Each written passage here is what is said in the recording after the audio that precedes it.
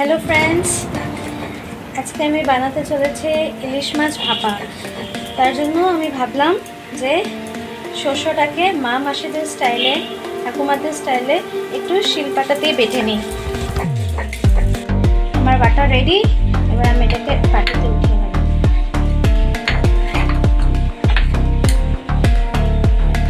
বাটিতে উঠিয়ে নিয়েছি, এবার মধ্যে আমি অল্প সরষের তেল ঢেলে দেব। সরষের তেল ঢেলে এটাকে 10 মিনিটস রেস্টিং টাইমে রেখে দেব। ততক্ষণে আমি মাছটাকে ধুয়ে নুন হলুদ মাখিয়ে নিলাম। এখন আমি মাছটা নিয়ে নিয়েছি, ইলিশ মাছটা আমি 3টা মাছ নিয়েছি আর ভেজে নিয়েছি, কেন কি আমার বড়মশাই কাঁচা মাছ খেতে ভালোবাসে না। আপনারা চাইলে কাঁচা মাছ দিয়েও করতে পারেন। তো আমি এখন এই যে পেস্টটা বানিয়েছিলাম এটা আমি ঢালবো। হলুদ আর লবণটা মিক্স করতে তখন ভুলে গেছিলাম, তাই আমি ভালো করে এখানে মিক্স করে নিচ্ছি। আপনারা শস্যের সাথে মিক্স করে নিতে পারবেন। এটা সুন্দর করে ওর গায়ে আমি এটাকে মাখিয়ে নিচ্ছি। আমি বাটির মধ্যে ট্রান্সফার করে দিচ্ছি।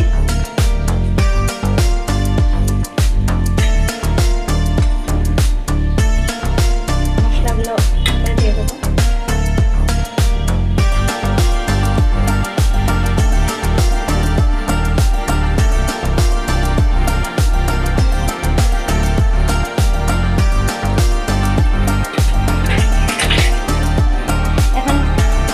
কাঁচা লঙ্কা উপরে দিয়ে এটার মধ্যে শসা দিয়ে দিচ্ছি, কাঁচা শসা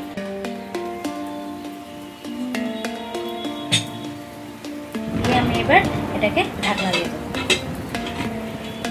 সো আমি একটা গামলা নিয়ে নিয়েছি, গামলার মধ্যে জল রেখেছি, জলটা অল্পক্ষণ ফুটুক। তার উপরে আমি এই স্ট্যান্ডটা ঢেলে দেবো। স্ট্যান্ডটার উপরে আমি আমার এই মাছটাকে ডান অলমোস্ট। এবার আমরা এটাকে ঢাকনা দিয়ে দেবো এন্ড 20 মিনিটস অপেক্ষা করবো। ফ্রেন্ডস, 20 মিনিটস পর আমি এসে গেছি। আমার আস্তে আস্তে এখন ঢাকনাটাকে খুলবো। ঢাকনাটা গরম হয়ে গেছে।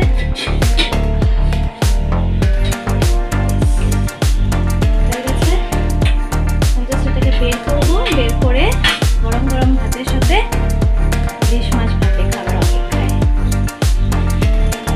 মাছটাকে নামিয়ে নিয়েছি, এখন বাটিটাকে একটু খুলে দেখবো হয়েছে কিনা। হয়ে গেছে আমার ইলিশ ভাতে রেডি। কি সুন্দর গন্ধ, আপনারা তো পাচ্ছেন না, বাট আমি কিন্তু পাচ্ছি।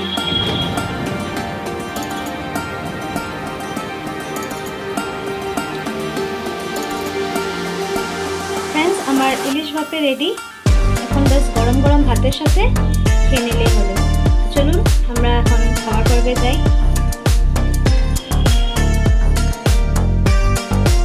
চলে আসলাম